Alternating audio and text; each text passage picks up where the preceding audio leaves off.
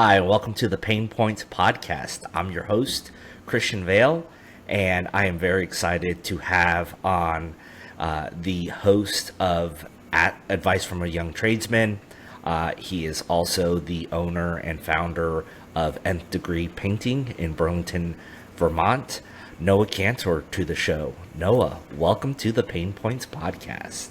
Thank you for having me. Great to be here. It's good to be on the other side of the mic. Nice. Yes. You and I have spoken in the past about craftsmanship crap. And, I got connected to you via your podcast that is syndicated on PCA.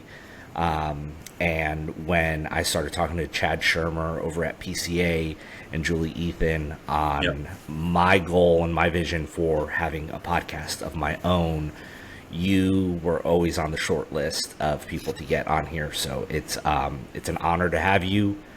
You are a very well,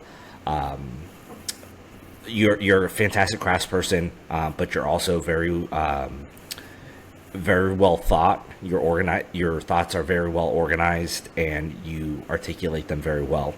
So I've always appreciated your podcast and your take on our industry.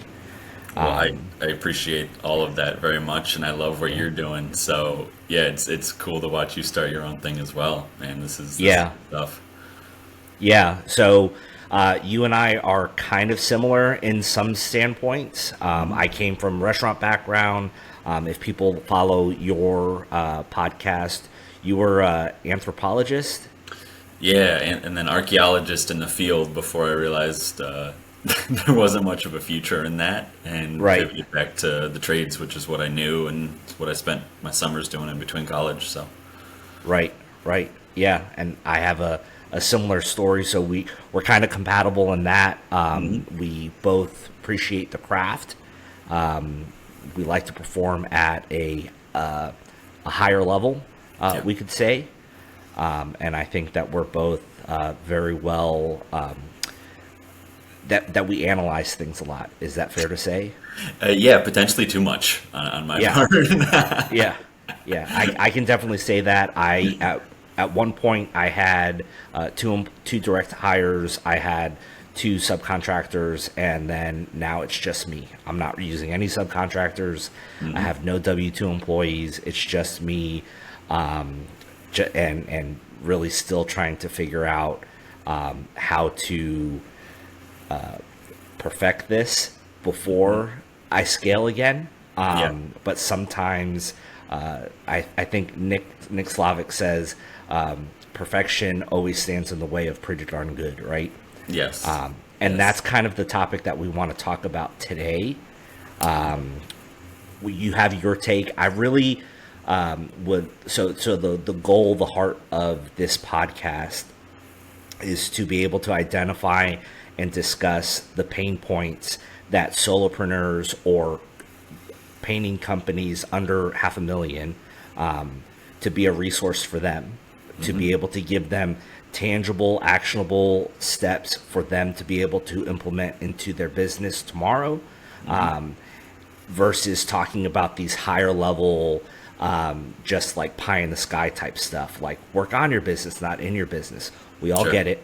We've heard everybody say that. Yeah. What does that actually look like for a company where you or I are wearing every single hat? How do I get my systems in place when I'm wearing every single hat? Like me personally right now today, I'm 2 weeks behind or 2 weeks over budget on a historical restoration that I'm doing. It's my first RRP job.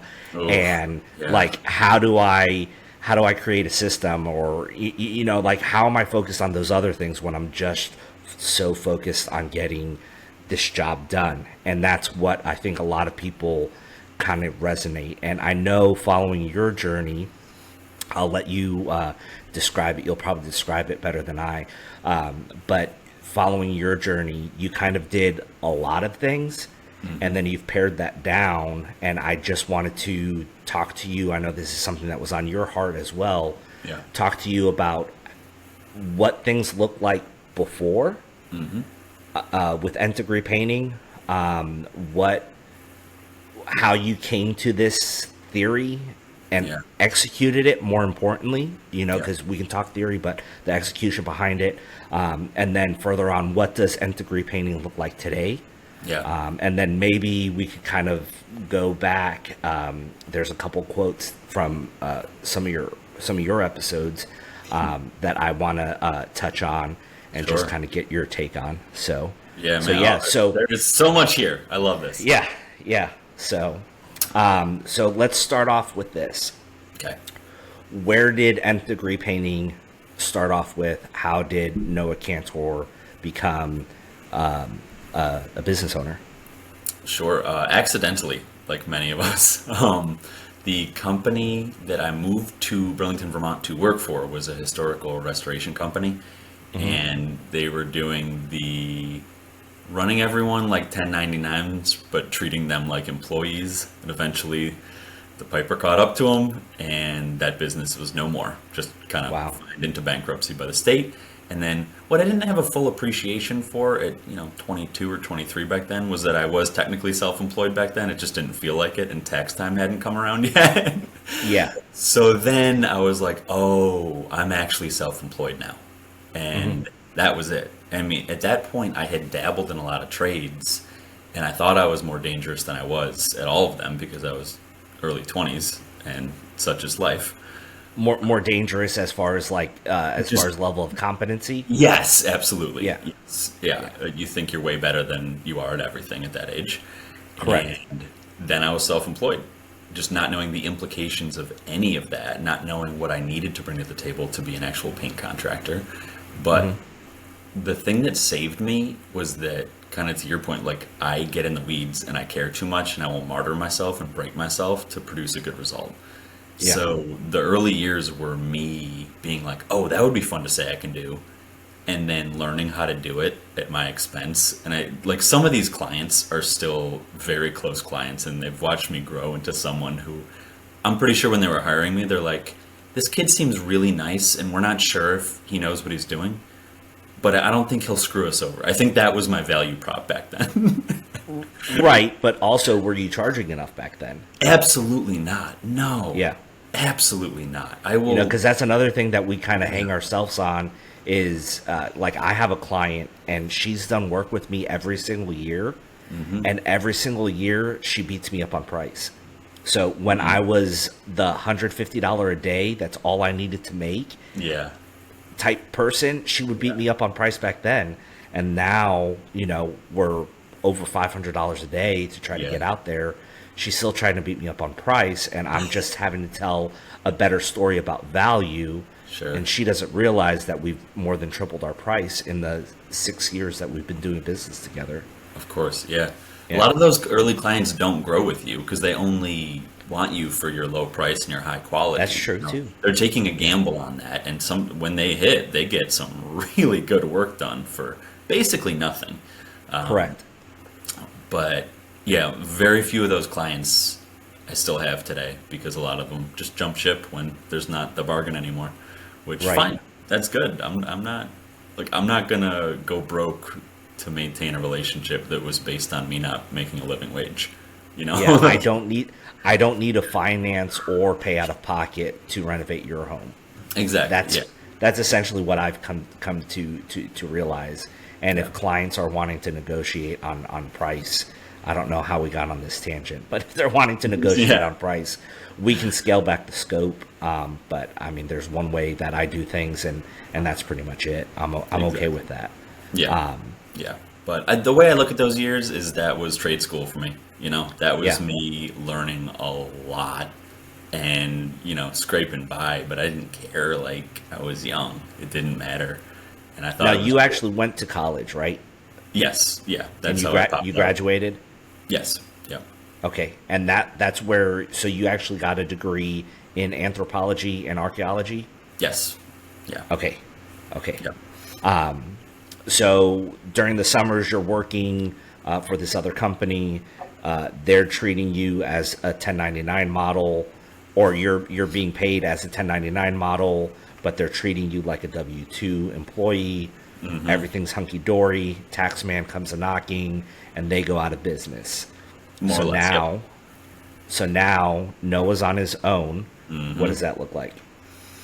Yeah, just like I said, those first years were just me trying to figure out my bearing, and everything was like fun and new because I didn't know anything. But yeah, just over-promising on very complicated scopes and then figuring it out and not making any money and spending anything that I made buying the tools to perform the job. I was building cabinets. I was doing high-end like carpentry built-ins. I had no business promising anyone. Like I was doing ridiculous projects that now if someone approached me with them, like I know how to do them, but I'd be like, no, that's way too complicated and in the weed. Like Yeah. But it was just fun. It was, and it was the way I cut my teeth, and I just learned so much in those years. But like that's kind of why I call it like trade school. It was like, the jobs I had before that when I was working for other people didn't teach me a tenth of what I learned in those years. Just over promising and then figuring out how to deliver. Right. Yeah. Right. Okay. So at what point in your now business do you start to, I don't want to exactly go to this transition, but do you start saying something's got to give? What if I did something different? Or like, how did that even cross your scope? Because essentially there's three ways for you to make more money. Right? Is one, get more clients, which typically costs more money.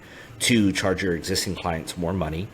Or three, offer more services to your existing clients. Right? Sure. That's, if you ask marketing sales guys, that's what they're going to tell you. Those are three ways. So how did you come up with this theory of I need to slow down? I need to reevaluate this. What is that? Yeah. So there's a bunch of years in between those two things. So I'll fill them in. There was me, like all that time, I didn't know there was a broader industry out there. I was on Paint Talk and all those forums with the crusty old guys who didn't want to tell you anything. And like, I was getting by on those. But I realized there was a big industry out there, like went to Crank with Nick May in Denver, met Nick Slavic, and was like, oh my God, there's this thing called Ask, down that rabbit hole. And then I was like, I'm going to scale a business. That's what I'm going to do. And, that whole just like waterfall, the deluge of information that the industry throws at you when you decide that's what you want to do. And just went the self-education route, went the diving in route, and then started picking up employees. And I'd just say over the course to like, feel free to dive in. I'll just give you like the end generalization, but oh, you're good. What I can concisely say now is that temperamentally, I am not like a business builder. I am not like, it's a very unique skill set that you need to either have or develop to scale a good business in our trade. And a lot of that is trainer, it's team builder, it's rah, and it's bringing up people who will never care even close to as much as you will. That's true. That's not me. That's just not me. And I'm comfortable saying that. And I think if most of our industry is honest, it's probably not them either, or else they wouldn't be kind of a solopreneur craftsperson. True. I think there's a lot. What I've seen is that typically in the trades, you start off with somebody who's either a technician or a salesperson, right? Sure. And then they wind up scaling and growing the business, and now you go from doing the thing to being a sales and marketing company, and that's somewhere in the like $2 to $5 million range. Sure. But once you get past that, now you're a people development company. Because you have so many roles, and everybody needs to, instead of having everybody being quarterbacks and everybody being linebackers, like you need one quarterback and a depth chart behind them and things like that. Yeah. But it's kind of surprising for me to hear you say that that's not you, because you and I have had conversations offline. I've followed your journey for the last 3-4 years. I've listened to every episode of Ask a Painter, Advice from a Young Tradesman. Yeah. You have a teaching spirit. Yes. Like, you have a heart for teaching, for giving back.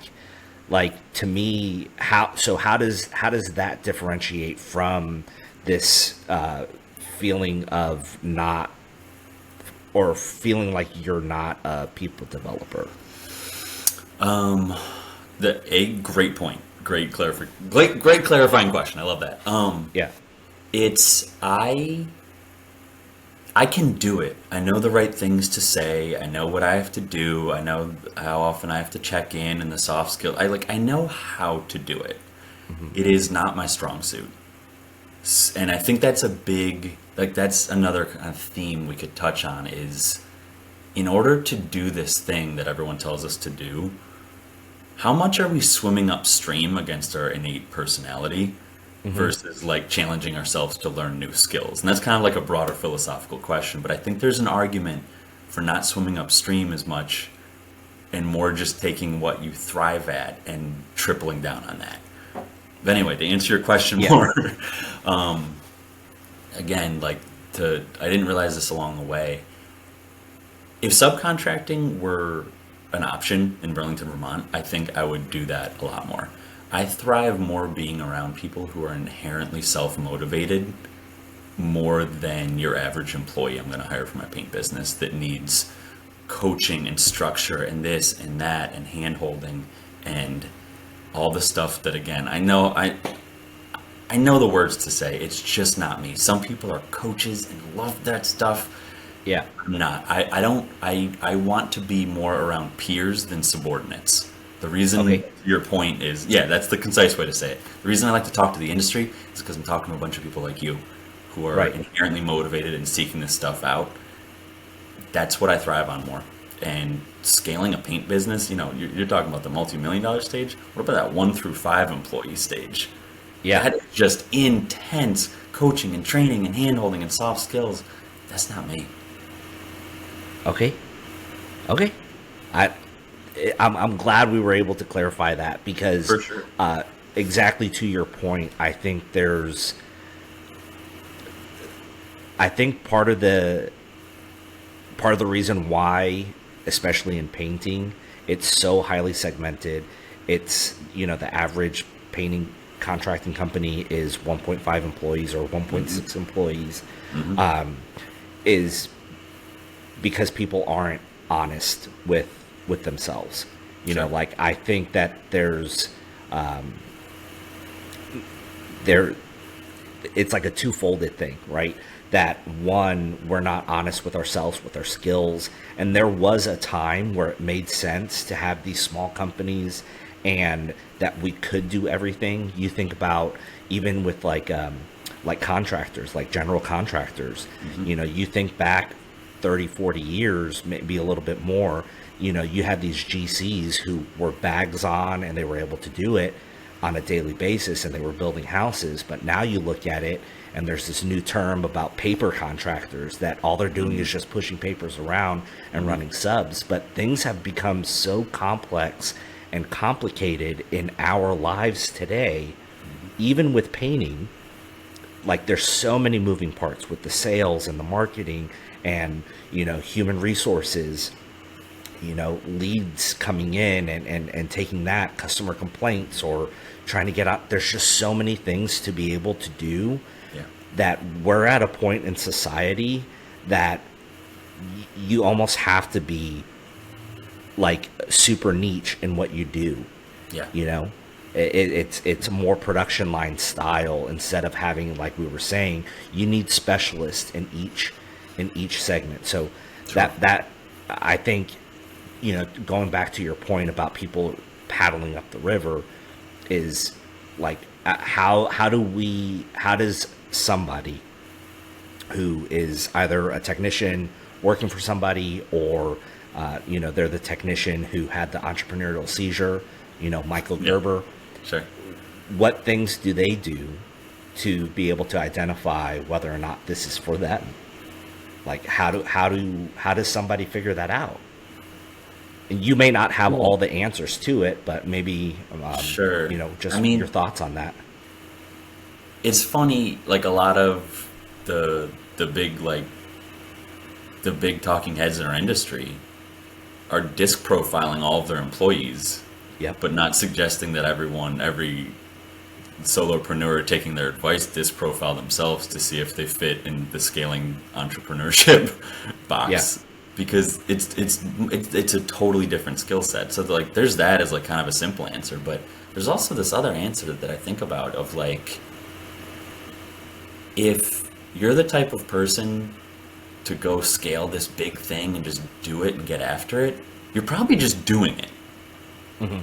You probably don't need that much motivational thing, because there's just this inherent spark in those people, and I think they're so rare, and I'm in awe of them. But it's like, if you're not, I think the answer is just like, if you're not doing it, it might just not be you, right? And maybe you should just think about where your skill set lies and exploit that to the absolute highest level. And there's so much power there. It's not like if you don't do the one thing, it's like, oh, you better go work at 7-Eleven. It's like, no. Right. Yeah. No, what we're missing in this industry right now, I think, is celebrating the absolute maximized solo or small thing. Because I'm seeing so much power there. And when I decided to double down on that, to triple down on that, life has never been better. And I'm like, I didn't know what I'm doing was possible. I didn't have the imagination for it a few years ago. And so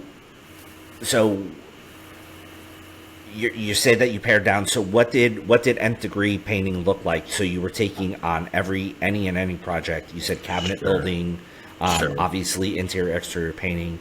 You're known for high end exterior restorations, RRP jobs, like the whole gamut. If it had anything to do with painting, you would run after it. Yes, and like the more complicated, the better it was in my mind, because it was engaging. It's fun. I mean, you're doing a restoration right now. It sounds like it's hard right now, but I'm sure there's still that allure to it, right? There's something like. I'm over in it as far as like time budget, but the way I also prescribed it was I gave them a fixed cost on the actual painting, but I gave them an hours and material budget up to painting for the prep. So because I mean, there's spots on this house that essentially what I predicted that I'd strip about 40% of the paint off of this house. So I stripped 40% off of one side. I asked the homeowner what she thought. She said she wanted more. So now we're somewhere about 85%. Like, that would have totally killed me if I hadn't budgeted accordingly. Yes. So I put in, because I think it was like 100 hours in that line item for lead safe removal, and I think I spent just on one side I spent like 70 hours. And there's still 3 other sides to this house, but like you go through some areas and then you're removing the paint, and there's been carpenter ants there at one point that once you remove the paint, there's no wood behind it. So like, how can you predict what type of, and I'm like I grew up in the trades. I started in the trades when I was 13 years old, working with a guy from church, and I learned how to do drywall work. I learned how to install fences. I learned how to hang cabinets, and we did work for a custom cabinet shop doing all of their installs. So I learned how to do everything with him. And then fast forward, I'm a painter, but I've also worked on framing crews, and I've done roofing and concrete work, so I can do it all. And it's like, oh, that sounds like a really cool thing. I want to do that. So like on this job, I knew that it would be more value to them if I did all of the wood repair on the outside. So that was another thing I budgeted for. And that's pretty much every day. I'm going through, sanding something, and sending them a picture. Hey, this is completely rotted out. This is what I suggest to do. And then they always give me the green light, but it's so that they're keeping track. They're able to keep track and say, oh, wow, there was a lot of wood rot on here to do. I'm so glad you did T&M for the prep on that, man. That's Yeah. yeah. There's Well, only one way to do some of those. Yeah, from listening to your podcast to listening to Slavic on Ask a Painter, I definitely knew enough to know that I didn't know enough. So Yeah, sure, sure. Well, that's a good segue into answering your question about what I ditched from work Yeah, scope, and for sure, exteriors was one, and completely. mainly because there was so much unpredictability with them. Yeah, Because of rot or this or that, and logistically they're more difficult. Weather's a but variable. but that was one of the things that attracted you to this type of work was For the sure. problem solving, For the sure. uncovering stuff, pulling the string at the sweater, Yep. to see how Yep. far you can unravel it to put it Yep. back together. Hmm. And I don't know if I'm speaking out of turn here, but there's a special type of pride that you get from uncovering something like that, Yeah. figuring it out, and fixing it. Agreed. Agreed. But what was outweighing that was just the havoc that all the other variables associated with doing complicated exteriors was throwing into my life. You Right. can't schedule on your own terms. There's so much inefficiency due to just all the monkey wrenches and curveballs and weather and this and that. Compare that to just doing predictable interiors. You know how Yeah. many hours you're working that week because the job site's always open. Like there's never, yeah, yeah. So just eliminated the thing that you're right. You're right. Like the sexiest, coolest interior I've done in the past few years isn't even close to like the feeling at the end of some of those exteriors. But I don't care about that as much anymore. Like I want predictable money on my own terms. That trumps Right. everything. Okay, so I heard one of my pastors. They gave a sermon a while back, and he said, "Doing what you're good at is your talent. Doing what you love is your passion, and doing what you were made to do is your purpose." And it's like when you get all three of those things, that's where we find fulfillment. Would you say that you're being fulfilled after having pared down? Are you still getting fulfillment? Yeah, less in like the craft way, Okay. but that's not the priority right now. The way what's replaced satisfaction based on a certain type of niche product or craft or whatever is predictable money at a certain rate every day. That's Yeah. what I care about right now. Yeah. That just trumps everything else. And if the project's cool, awesome. But That's a bonus. yeah, and like the work has to be good. My work has to be good, obviously. Yeah. Like Yeah. Well, I mean, you're it's still not like- executing at a high level. yes, yeah. It's not like money trumps quality, but predictable money trumps a certain type of work. So for you, Yeah. it sounds like you went from pretty much doing everything or doing anything that was paint related. Yeah. You also have other skills outside of painting. Sounds like a little bit of carpentry and some, handyman type stuff. Is that accurate to say? Yeah, yep. Don't offer that either. Yep. Okay, so that's where you were. You still have those skill sets, but that's where you were Sure. as far as services offered. And then you've pared that down to only doing interior paintings. So the variable, essentially what you did is you went through your business and you eliminated variables. Yeah. I So eliminated variables as far as job types, Yeah. variables as far as weather, and then variables as far as a thing that a lot of us don't consider when we are taking new work or new services is the equipment or the tools that go along with that, right? So with those three things in mind, like how has your work life improved focused Drastic. on those three variables? Yeah, I mean, there's a lot of fronts we could touch on. One that just came to mind is it is amazing to be one of the only painters in an entire city and county willing to look at an interior job from April to October. Right. Think about the power there. Well, I can't think about it because I'm in Florida and we paint I know. interior, exterior all year I know, long. but it's like for our northern folk, yeah, you're preaching. But even think about you're one of the only ones in your town doing what is really a very basic service. Yeah. But you're just, the supply and demand curve is really on your side right now because everyone in Vermont is trying to fit in a ton of exteriors, some that they booked last year that they blew some people off, and just make a year's worth of money in 6 months. I'm not playing that game. I'm available. Yeah. So there's a tremendous amount of power in being on the right side of a constrained supply and demand curve. That sucks if you're a client. It's not a good world to live in, but I sell a luxury good in this market, and I'm one of the only ones to show up at a certain time of year.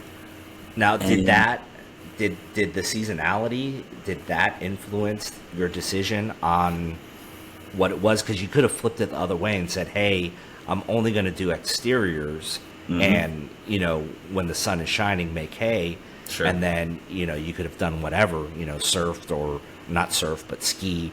Yeah. I'm thinking, I'm used to the beach, not the mountains. Sure. But you could have skied or done whatever, or switched to do interiors, still have had a hybrid.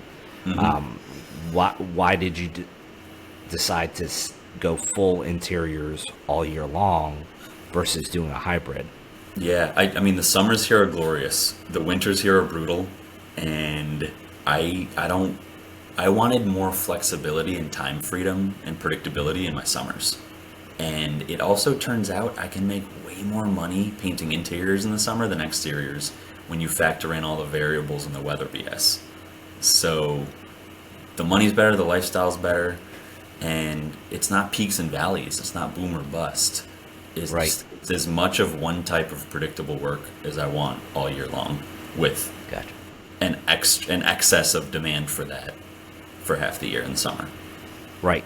So let's talk for a little bit. You said offline that you'd be willing to share numbers as far as like a percent. Is that something that you're able to do?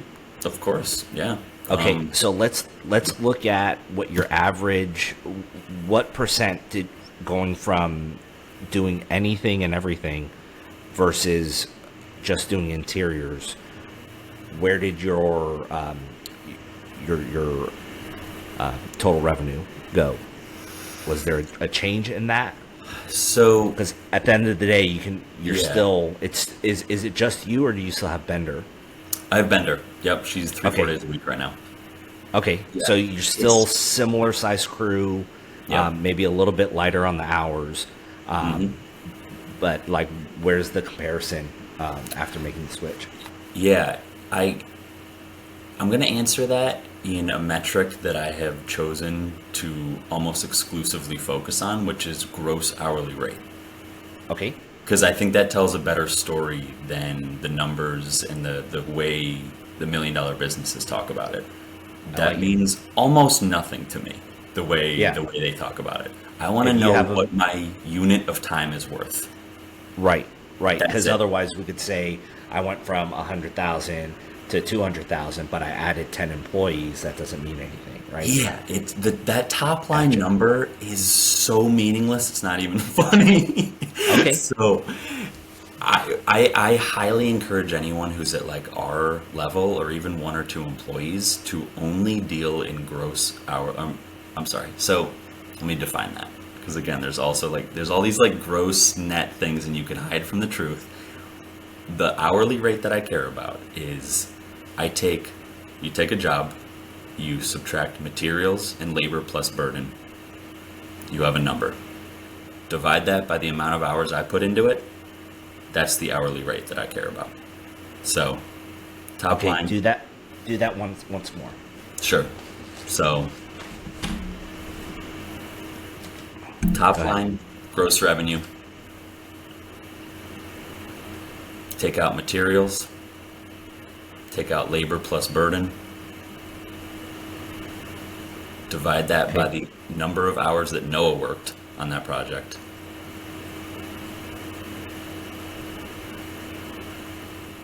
So divided by the owner operator hours. Correct. Yep. Okay. Because your employee hours have already been considered because you've subtracted labor plus burden Correct. out of that. So I want Okay. that number to be at least 100 an hour. Okay. So what about overhead cost? That's Because within you're not. that.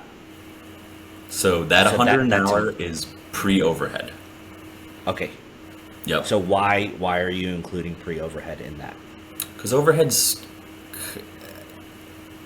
I guess I could figure out. It's easier.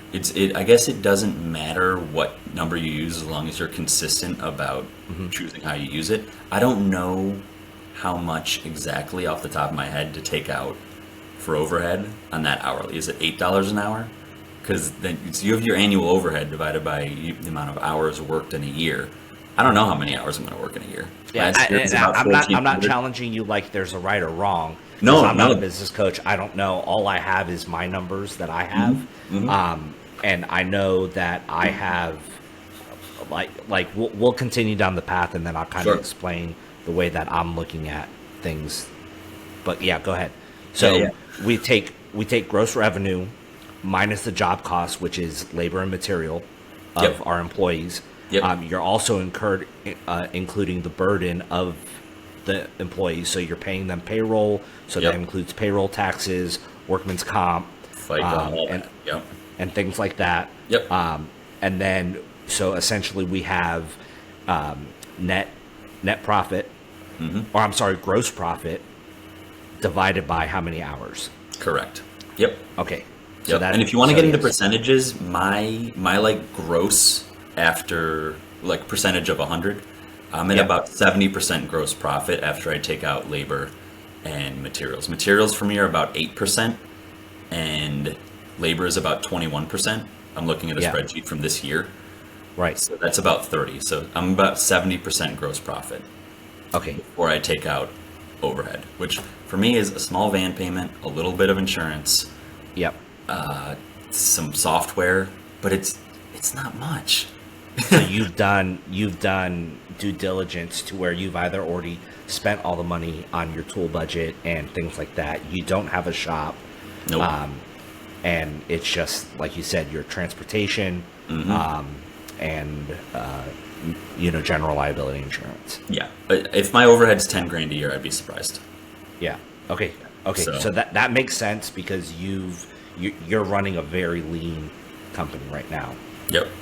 Very lean. Okay. Yep. That makes sense. So, but the holy grail number for me is that number when I job cost every time needs to be at least $100 an hour. Yep.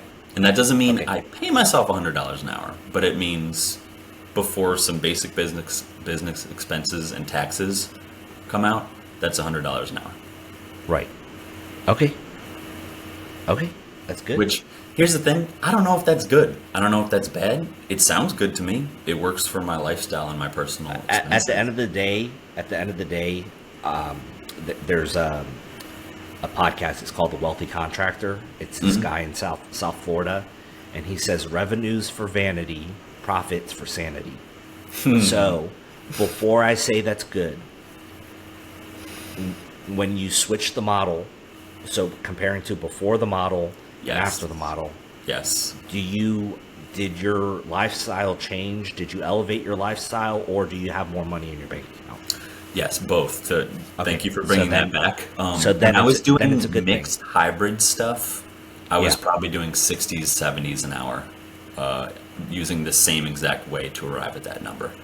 So I started earning considerably more by niching down. And Yeah, that also I mean, came with that's- charging more. That's 50% more. That's a 50% increase, going from 60 to 70%, or $70 an hour to $100 an hour. I mean, we're talking, almost a 50% increase. So Yes. that's substantial. That's substantial. Yeah. And Okay. that was equal parts charging more and making those switches and narrowing scope. How difficult was it to fill your pipeline during this transition? Like, that's different. Not. I think Vermont is especially bad if you're a homeowner and especially good if you're a contractor right now. I have consistently had an overabundance of high quality leads that I do not work for. And I know like every like marketer out there is going to be like wringing their knuckles, but like, well, I mean, it's just yes the way and this no. market is, you know? Right.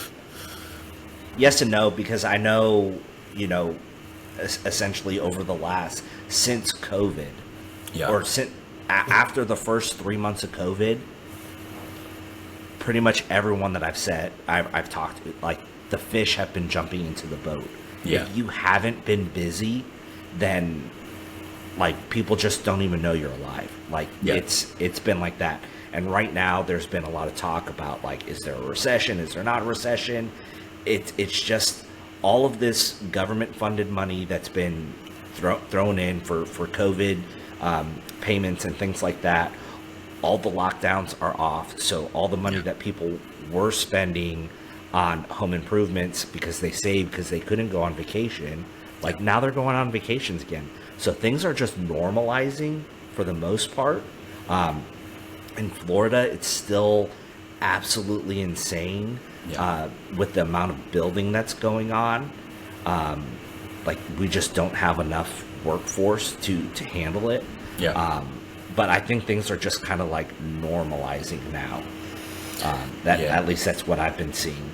I agree. I think we're at the tail end of like the insane amounts of liquidity that were pumped in to the economy during COVID. And I still think like some of these jobs where I'm like, why does anyone say yes to that price? It's like they're playing with like cash out refi money from a year or two ago. Like I still think there's some of that super low interest rates, super high liquidity environment stuff reverberating around here. But who knows? Vermont also has a ton of incredibly wealthy out-of-state people moving in and buying up a lot, and they're used to prices that don't even make sense around here.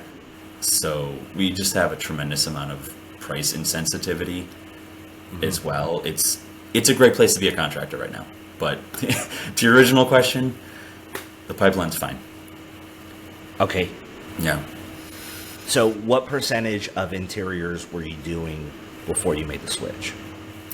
Yeah, they were just kind of a way for me to get through the winter, get a little cash, break even. I would basically, doing exteriors, there are a lot of people who are like, do you do interiors in the winter? And I'd say, sure, yeah. And I'd just book them throughout the summer and then take care of them throughout the winter. It wasn't something I was putting a ton of energy into. So yeah.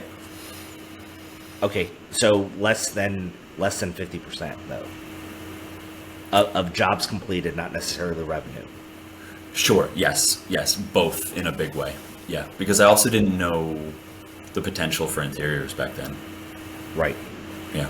Okay, so before you made the transition, it's April, May.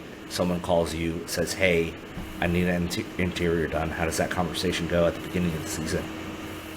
It's do you want to talk in October? It was that, and most of them would say no, and that's fine. Nice. Yeah. Okay, so now you've made the change. Now you've made the switch.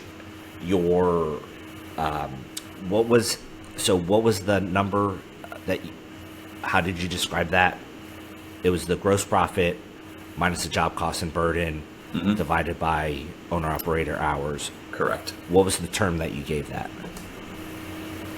It's like gross hourly, because that's technically, it's not net hourly because overhead and all that stuff. So yeah, I don't know that there's an actual term. It's just what I have in my spreadsheet, which is loose. This is actually the first time I've talked about it. No, I like it. I think it's because it's really hard when you're a solopreneur, because you hear that you're supposed to spend 10% up to 10% on marketing. You're supposed to spend no more than 30% on labor. 15% is the golden number when it comes to materials. Yep. And then somehow you're still supposed to be at 45% gross profit, but then you have all of these other bills that you have to pay, and then you still have to pay yourself, and owner, at the end of the day, you're supposed to be left with 15%. Every time I do the math on that, it's 120%. Yeah. In my numbers. So I know for me, I'm a little bit overhead heavy with having a shop. Yes, sure. For all intents and purposes, having a shop for me is it's just really nice to have. I enjoy having it. It's $6,000 a year, so $500 a month. Yeah. Is it really that big of a deal? That's I could put that I could put that on the bottom line for sure, but then I wouldn't be able to do some of the projects as well as I'm doing them currently. For sure. Yeah. So it's that trade-off. I definitely could manage and be able to put out a similar product by getting rid of my shop, but it's hard to find a place like that. I mean, I think the cheapest place that I found before that was like $1,100 a month, and that's just, I didn't have that kind of money. Yeah. No, that's a great rate that you got. I mean, yeah, I and couldn't that find includes anything close to that. that includes the parking spot. Okay. Yeah. So, I mean, does it justify? It's fantastic. I guess the question there is like, are you doing shop work that justifies the cost of it? If so, heck yeah. There's nothing wrong with that. A paint contract with a shop is a valuable thing. Yeah. Yeah, and as I had my W-2s, that's where I was able to train them. I didn't have to bring them to my house to do, to go through the painter training on the PCA overdrive. I didn't have to do any of that. We had a place that we were able to meet. It was safe. I didn't have to bring it home and now have it into my home life. My wife works from home, so we didn't have to do any of that. So to me, that's where the value comes from. Absolutely. Okay, so I'm still kind of on this gross hourly rate that let's get in the weeds, man. on. So what are you doing as far as marketing? Nothing. Yeah. Everything's word of mouth. Yeah. Okay. Yeah. And I think I've finally hit the point where enough Google reviews have tricked the algorithm into having me come up higher, because I'm getting a lot of just random Google calls now, and that didn't happen a few years ago. So yeah. I know you do have a website. Yes. And do you spend any money on SEO? Not a bit. No. So It's your website not hasn't changed at all. Yeah. Okay. Yeah. Okay. And how? This is just fascinating to me. I know. Let me ask you this question: Sure. Do you think you could have done this transition in a different market? Some, yes, but with different levels of success. I think a lot of what I'm saying is applicable to anyone. I think how well it's working here is somewhat unique to here. Okay, because that's kind of what I'm trying to wrap my head around. I know in the past you've expressed that Burlington is just such a different market. Like the demographic, like how it all shakes out, it's just completely different from anywhere else that you've been. I would imagine anywhere in northern climates, that same exterior season is a boom and no one can get an interior done. I'd imagine there's good opportunity there. I mean, they're I think. Now, are you doing cabinet work too? Nope. So you've really pared down. Yep. Trim walls, ceilings. Yep. And look, I love me a nice, restore an old trim package, spray some eco satin on it, really spend some time massaging some old doors. Love it. I don't want to be in people's kitchens getting rushed in and out of there. I'm not optimized for it, so I don't want to do it. Anything I Right. do, I want to knock people's socks off. I want to just ruin them from any other paint contractor for the rest of their lives. I haven't done that with cabinets yet, so I'm not touching them. Okay, so here, this brings up a good thought. Compare how long it took you to do your best interior before the switch to the best interior that you're working on today, time wise. Timeline. So you're just asking for like duration of the project? Yep. All of mine before the switch were smaller, just a Okay. couple rooms for people. And it was only after the switch that I started doing entire plaster restorations and spending 3 weeks on just a trim package and 7 doors in one hallway. So it's heavily biased towards after I made the switch. I So definitely, your time has increased since you made it. yes. Okay, but your labor rate has also increased. Yes. So you're spending more time, and your clients are paying more per each hour of that time that you're spending. Considerably, yeah. Considerably. Yeah. Okay. That's interesting. And then the other thing is, as far as prep goes, because you said you're at about 8% on material cost. That's low. It is. That's considerably low. How much of, let's say you're on a job for 10 days, so 2 full weeks, how many of those days are you doing prep versus having a brush in your hand? I mean, depends on the scope, but we were on a 3.5 week project before this one I'm on, and it was ceiling walls trim, built-ins, complicated trim package, and it was 5 rooms, and the trim color changed every single room. So Oh, I think we were prepping for 2 odd weeks on that one of the 3.5.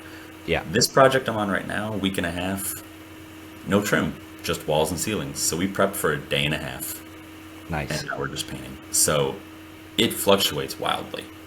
Right. But the level of prep, the amount of prep that you're doing is going to significantly, and if you're charging for it, you're charging appropriately for it, is going to significantly bring down your materials percentage. Yes, absolutely. Okay. Yeah, because I think we just prep a little more than average as a baseline. My baseline process is sand everything down, plain exit down, knock as much stipple and old marks out of the trim as possible, even if they didn't ask for it. That's our standard SOP at this point. So Yeah. we're not just dusting it off and slapping a new coat on. Right. Well, everything up where you're at is level 5. You have smooth walls. No? No, are you thinking of the Boston plaster? Well, not necessarily with plaster. I know. Oh, okay. You can I have that, but understand. it's smooth versus here in Florida. I mean, they went from doing light to heavy orange peels to now there's multi-family units that they're doing knockdown on the ceiling and the walls. Yes, I momentarily forgot that there was anything but just sheetrock with poorly finished butt joints. And yes, we have 0 knockdown, 0 anything. We have generally poorly finished sheetrock. Okay. Yeah. So that's where a lot of the the Planex will come in, that you're able to help fill in the low spots, knock down the high spots, and then blend them in eventually. Yep. Okay, cool. Yep. Awesome.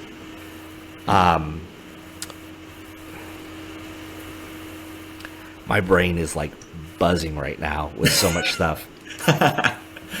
Okay, so we've talked about the finances, how you're, by paring down, picking a specific niche, which in your area seasonality played a big factor for you. Yes. You wind up finding a niche that, especially in a given time of year, no one else was offering. So that made you the only guy pretty much to offer that, and to offer it at a high level. We discussed that you've been able to keep to have more predictable sales because of that. And also, so essentially you're not doing the warm season rush anymore, to where you're working from sun up to sundown, just trying to bang out as many exteriors to make, like you said, a year's worth of wages or salary within 6 months, right? You're also able to charge more for each hour you work because of that. Yeah. And then the last thing that I picked up on is that you've also been able to elevate the level of craftsmanship that you're able to offer your clients, not only out of necessity for charging the right price or being able to charge that more, but also because that's part of who you are as an individual, right? Yeah. Yeah. So we've talked about those things.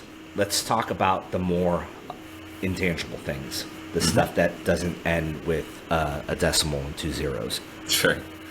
What other changes have you noticed in your life? And you don't have to get super specific if you don't want to, but just maybe generalities. How has your life changed outside of work by making this switch? All right, I'm gonna bring up the real estate thing now. Part of my thing, I put out some content on it. I'm gonna do more once I start back in the swing of it. But part of the whole idea behind the maximized small operation is, I think people might be surprised what they can make in a way where they can, go bust it out and then take some time off or pursue other stuff because they've increased what they're making by so much that they can work less, they can afford to work less or pursue other things. For the past few years, a lot of what I've been thinking about is, if this is my chosen line of work that I'm going to do going forward, I need more of a safety net, because if you don't make yourself one in this line of work, it doesn't exist.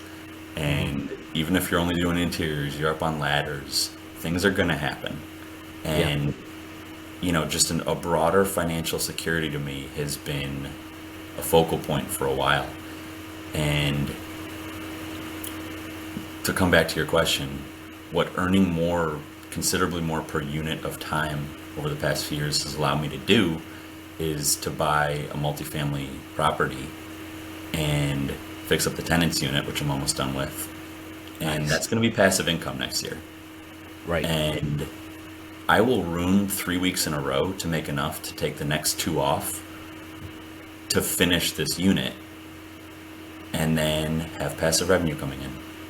And I think that this also gets back into the broader, as the solo small craftsperson, is your time better spent scaling a business and swimming upstream if that's not you? Or maybe you put that extra effort into an investment property that you can cosmetically turn around because that's your inherent skill set and you're used to working like a banshee. I'd rather have several properties than several employees. Right. So that's a long way of saying that's what's making those changes has allowed me the time to do other professional endeavors that I think are more in line with who I am, and just a better opportunity for someone in my shoes. Buy the asset, don't build it. Everyone wants to build assets. They already exist all around us, and we're really good at fixing them up. Just buy one of those. That's true too. That's true. So yeah, no, I mean that's a great point, and that goes exactly in line with what you said earlier, as far as just being honest with what you want. Yeah.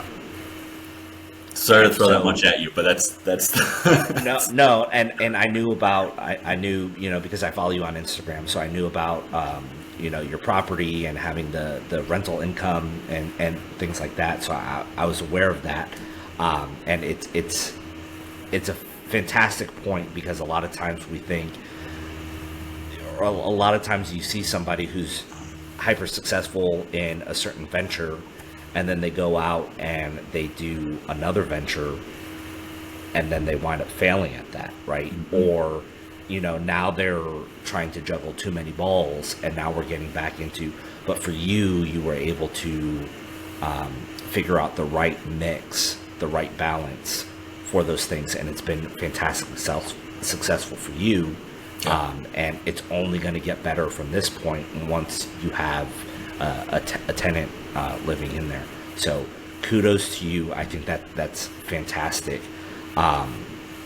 And I think that's something that we really need to think about as business owners. I had an episode early on, and it was called The Entrepreneur Equation, and it was based on the book of the same title by Carol Roth. And maybe do you still have some time? I know we're creeping up on keep going, man. Yeah. All right. So, what year did you start Nth Degree?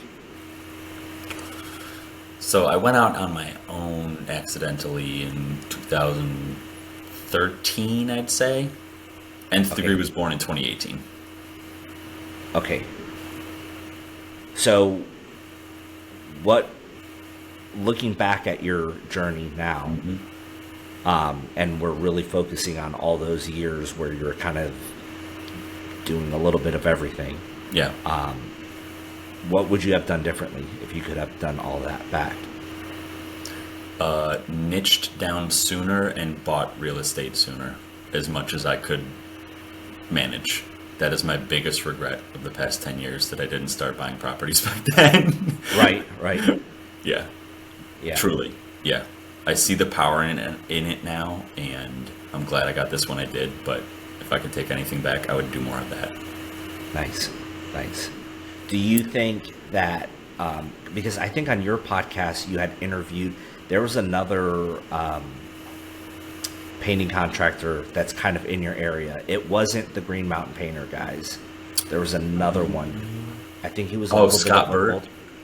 Probably. He Scott was really Bird, big Top into Coat. the paint talk and all Yes, that was Scott. Yep. And he was like a pseudo mentor to you. He's through the Paint OG. Talk? Yep. Okay. Yep. You had made a comment on your episode with him that when you started out, had you had known that his company was there, you would have worked for him. I would have. Yeah. Why did you say that? Like, go into that. Yeah, because at that age, like when we were talking, that was right after I'd accidentally gone out on my own, and just that whole collapse of the other company happened, and I was just floundering. I was like, what do I do? And like I chose a path within that, like we talked about. I just started overcommitting to things I couldn't do at the time. Right. But I think it would have also been very valuable, and I would have jumped at the opportunity then to work for someone who I actually respected, because very few of the trades bosses I had growing up were people that were like stand-up people. Like, they were volatile human beings who didn't know how to run a legal business. Right. So to work for Scott Bird would have been a big difference, and I think I was seeking that and just disgruntled that I couldn't find it. So I just went out on my own. So what type of things do you feel, obviously you never worked for his company, but what type of things do you feel that you could have learned or would have gained from working for a company like that, versus learning? Because we talked about when you were doing all of these different skills and trades, all these different projects, just taking anything that came across your plate, that you were learning a lot, and that was your trade school. But at the end of the day, your bank account didn't reflect that there was any value gain, right? Nope. So how would you imagine that would have played out differently? It's hard to extrapolate it out this far, because it's like that catch-22 of I'd change nothing because where I landed is great now, but it was a hard road to get there.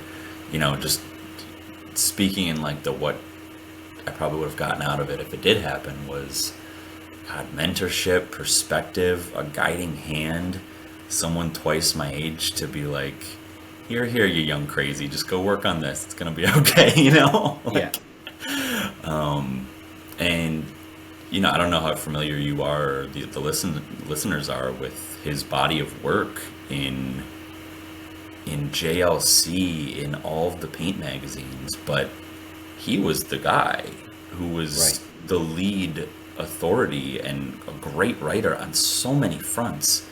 I mean, he was like the OG in like stain grade restoration around here. Like, I think under his wing, I would have thrived, but didn't happen. So Yeah, that's true.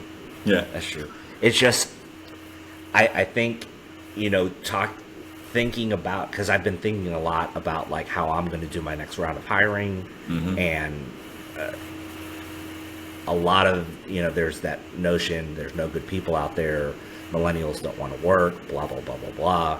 At the end of the day, the reason why that there's a skills gap is because there's no good employers out there.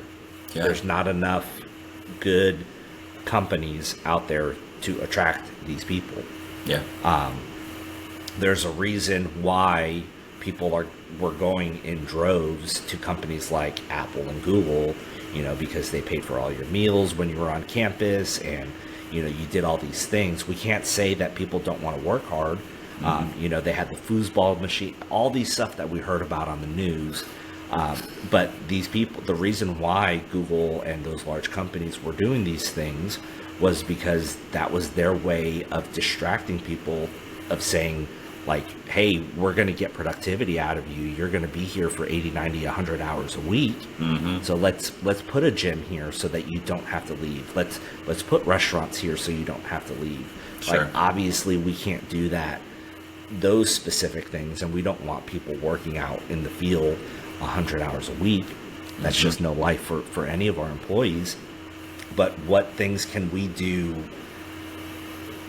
as business owners to attract more people? And obviously you have, you've had your guys that have worked with you. You've got Bender that's worked with you for a couple of years. I can't remember the other guy's name, but you got him from college painting, or he was a college painter for you. Owen. Things like that. Yeah, Owen, sure. yep.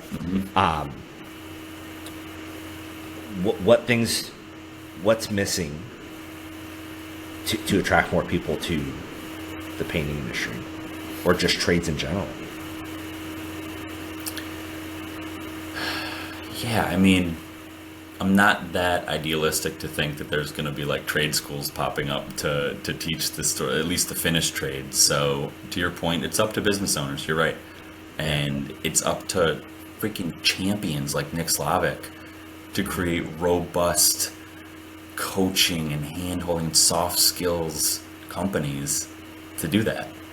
And that's tough, right? Because he's a unicorn in Correct. his ability and willingness to do what he does every day. So to say the future of our trade working out well, because like the bottom part of our trade is gonna keep coming up in like toxic, abusive relationships and just keep going like that. But like, if you're asking how is the good part of our trade going to be perpetuated, it's unicorns like Nick Slavic, and then I don't know, people like me and you who, for whatever reason, fall into this, make it into this, and are stubborn enough to keep going. But I don't know how many people we're hiring, So that's a tricky question. How much of an impact can we really have on Yeah. a smaller level? But I think part of the issue too is that it's career pathing, because if you think of the career path that most painting companies have, and like we said, there's 90% of them are less than 20 employees, or even greater than that. You have apprentice, craftsperson, business owner. Like that's the career path. Like how do we get more job positions on the in between? That's to offer that you need a large scaled place that's dynamic with leadership training and middle management and this and that. You basically need to build a corporation. You basically need Apple without the giant headquarters. But like, but that's, this is an interesting, this is a tricky wicket. Because, I don't know, do you feel like most of even like the really good, respectable small shows in this country are prepared to create that?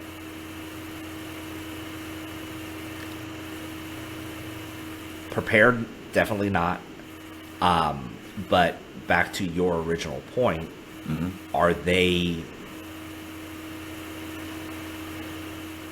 best suited to do that? That's a better way to ask it. Yes. Yeah. You know, so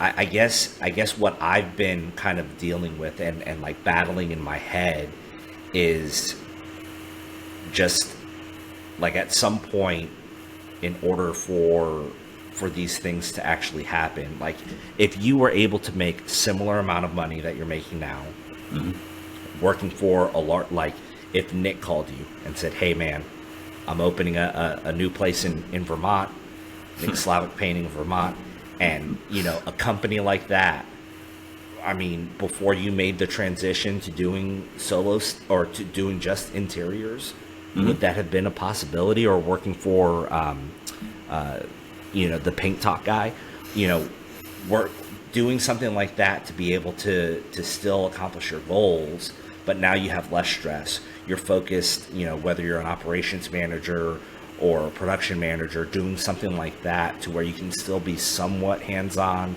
You're not having to really do the things that you're not enjoying, the back office stuff, the sales stuff. I was on one of the forums last month, and someone said, "Oh, I'm venturing out on my own, but I really hate to do sales. And I don't want to do any of the back office stuff. Like, who should I hire first? Should I hire an office manager or should I hire a salesperson?" And it's like, if you hate sales, why are you doing this? That person would be primed to work for someone who's really good at sales and doesn't know the operations necessarily. They'd be a great operations manager, and now they're both able to thrive in the only thing that's coming to my mind right now is the soil that is perfect for them, right? So I guess that's kind of my question to you is, could that have been a possibility for you? Is that something that the solopreneur should consider at some point? Is consolidation or partnering up with another someone who doesn't mirror them, because now you got two people strong in sales, operations is going to lag, or two people strong in operations, sales is going to lag, sales and marketing. What are your thoughts on that? Yeah, I think it's absolutely worth consideration. I don't know that it pays to be so single-minded in who you are and what you do that you wouldn't consider a good opportunity if it came across your table. Look at Estimator Andy. I mean, he was absorbed by Nick Slavic, and it sounds like that's working out great for both of them. And he was, I believe he was solo. I don't think he had any employees. So he knew how to sell. He knew the industry. That's a perfect fit. He probably has a better lifestyle. He works within a structured organization. Like, I've met him. He's a great guy. And Nick loves him. It's a good fit. So, I know we keep going back to the unicorn example right now. Which I don't know if that's helpful. But it is and it isn't helpful. It's helpful because now we know that it is a possibility. But to be completely frank, he's the only person probably in the industry who has been as transparent as he is about everything. Like, no one else allows you that far into their business, into their everything, like the way that he does. And that's just part of his platform. That's part of his nature. I guess, I think it's fantastic, and it's inspired a lot of people. But we also have to kind of go back to like what our, I mean, there was a time that you were saying that you needed to scale, right? Yeah, when I thought it was my only way to be successful in this industry. And that was a false premise. Because Was it a false premise, or was it that you had the wrong definition of success? It was that I didn't have the imagination to think about a different path that got me more money and a better lifestyle in this trade. Mm-hmm. And I didn't have any obvious examples talking about it in the industry because our level isn't celebrated as a successful way to be. Mm-hmm. So yeah, it was what was being presented as like the next thing to do, and it seemed like the right call. And then I did it, and it wasn't. It wasn't a disaster, but I realized it wasn't my best path forward in this industry, in this career path. It wasn't the best use of your resources. Correct. And as I looked, you kind of look ahead, and there's something about it. It's like, okay, so I grind out the first several employees before I can get like the first PM.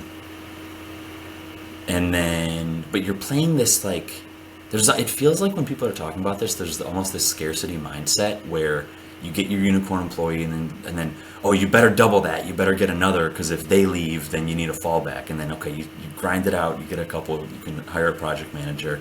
Oh, but now what if that project manager leaves? You got to double that. And it feels like this self-perpetuating thing where the only rational thing to do at each stage is to keep doubling and getting bigger, and just something about that is not appealing. To never feel secure that it's enough. That sounds like it's growth for growth's sake. Yeah, but it's also rational, because once you start having unicorns, then you don't want them to leave. You want to replicate them and help. You want them to help replicate themselves before something else goes on. But again, back to the real estate thing, you can develop an employee so well, and they're still just a human being that's going to change their mind or move or get other priorities. And the house is still yours. You bought the asset. I'd rather put that time and money into a structure that I have a deed to than a human who will inevitably move on, that I will always be, from an owner perspective, strategically thinking about cloning and having redundancies in this and that. Right. So... I like it. No, it's definitely a different line of thinking, a different line of thought. Part of like the ethos of the podcast we talked about earlier, what the heart behind it was. But part of that is like, I don't want to interview people who are, the business owners who are doing, $1, $2, $3, $4, $6, $7, $8 million. Like, I want to be interviewing guys like us, the solopreneur running one, maybe two crews, if that, small crews.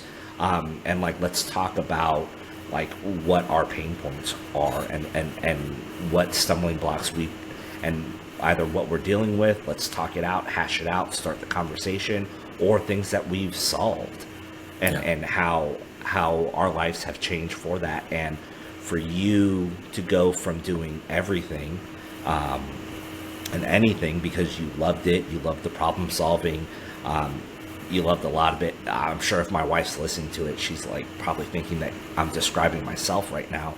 But,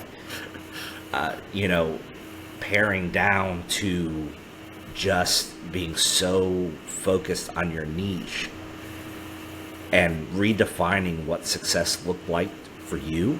Yeah. Like, what a game changer that was for you, right? Yeah, well put. That's exactly it. Yeah. And it was scary. That's not to say it wasn't scary. No. And it's a process too. It's not like overnight you're doing it, because here you've probably if you and I are similar, you probably did tons of research on scaling and human resources and like how to develop and training and all of these different things. Oh my God. Right. Yes. Yeah. Countless hours, countless nights spent up writing SOPs and doing all of these different things, which are still important when you're a solopreneur. Yes. Like, I'm not knocking that. I think it's super important because at the very least, you're taking all of this stuff that's just swirling in between your ears and you're putting it on paper. And now you're able to either relax and take a step back or focus on the next best thing, right? And I'm glad you said that too, because it's like, I hope it doesn't sound like we're like dogging on some of the people who are like preaching really good stuff in the industry. I couldn't have done anything I'm doing without job costing obsessively to the penny. I have a perfect SOP document for how we do interiors that was invaluable in teaching Bender. Like, I do all the things. I just stopped at the point of adding more people and did a different thing instead. But that foundation stuff, that's the same. We have to do almost all of that other stuff. Yeah. No, I mean, it's still all part of running a business. And what if you weren't job costing and you wound up paring down and you pared down on something different? Yeah. Do you think that doing RRP jobs or doing exteriors, would you have been able to make this transition? Probably. Would the results have been the same? Probably not, right? Because again, we're talking about, we talked about how you eliminated the weather variable completely. All year round. You don't have to worry about rain, sleet, hail, snow, none of it. Nope. You're inside. Yep.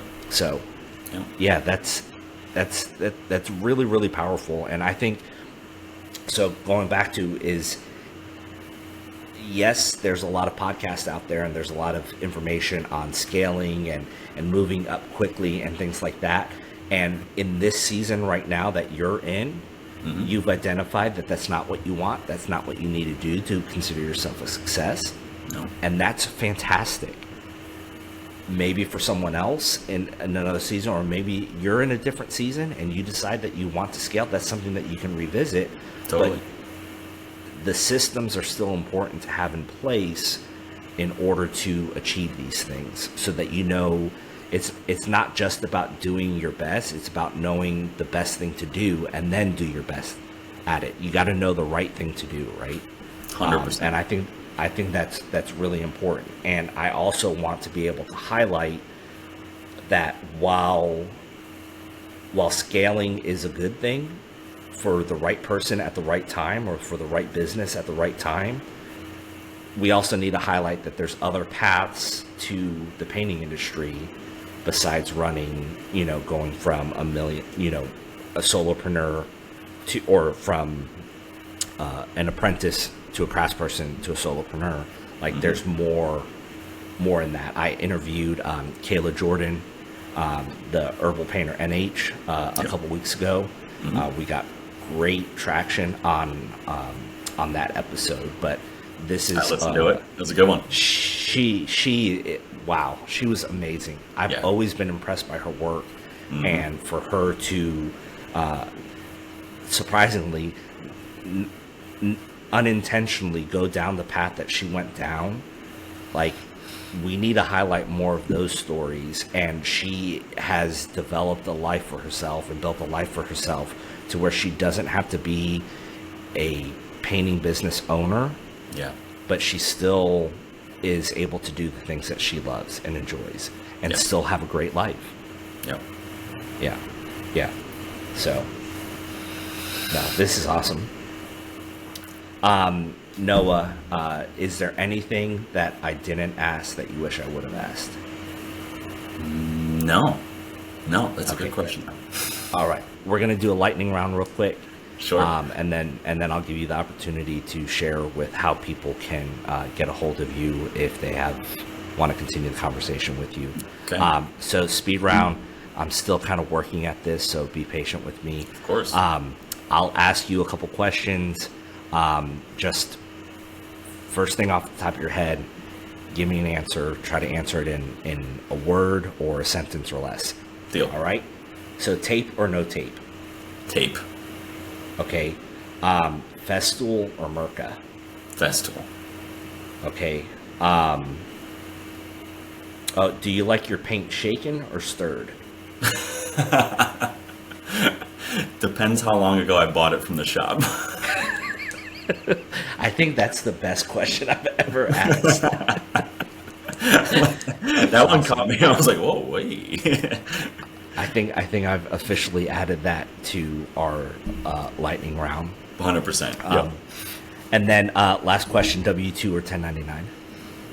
W-2. Nice, cool, awesome. Noah, how can the people reach you? Well, I can't tell you the last time I posted on Instagram, but I am on there. I check DMs. My local business, Nth Degree Painting, is at Nth Degree Painting, and then the podcast page where I talk to the industry more is at Advice from a Young Tradesman. And Awesome. that's also the name of the podcast that I haven't done for about a year either. Yeah. Well, the first, I think you had 2 seasons on there, or 3. Almost 3. Yep. Almost 3. Yeah, because you had your 2 monologue teaching ones, and then you had the one that was more. You were going for more like a modern craftsman podcast style, right? Yep. Just experimenting, keeping the experiment going. The 3X base. 3X base. Yep. Connor and Luke. Yep. No, that was awesome. Get back on it. We miss you on there. I will be back soon. I promise. Yeah, if you don't know who Noah is, hopefully you know a little bit more about him now. Noah is a wealth of information, very well spoken, very well thought out in everything he says. It's well worth the follow. I know you haven't been active lately, but definitely follow him. If you're on PCA Overdrive, check out the original seasons of Advice from a Young Tradesman. And then you can also check it, I'm assuming, on like Spotify and things like everywhere that. There. Yep. You also have a YouTube channel. You want to plug that real quick? Yeah, it was for a while. I was doing a lot of videos when I was still doing like really niche, kind of weird one-off exterior stuff. Anything that I would get a ton of DMs about based on stories, I just made a half hour, like an obnoxiously detailed video on it. So, plaster restoration, a lot of Armstrong Clark, deck stripping, just really niche stuff. I go down rabbit holes. Yeah. It's an awesome channel. You definitely, I enjoy it. That's the way that I learn, is just getting into the details, getting into the nitty gritty. It's just fantastic. And Noah, you've been a pleasure to have on our humble podcast. I really appreciate you taking the time out of your schedule to be here to share some of your knowledge. I really enjoyed our time together. So I appreciate you. Likewise. Thank you very much for the invite. And yeah, let's do it again. Awesome. Have a good one. You too.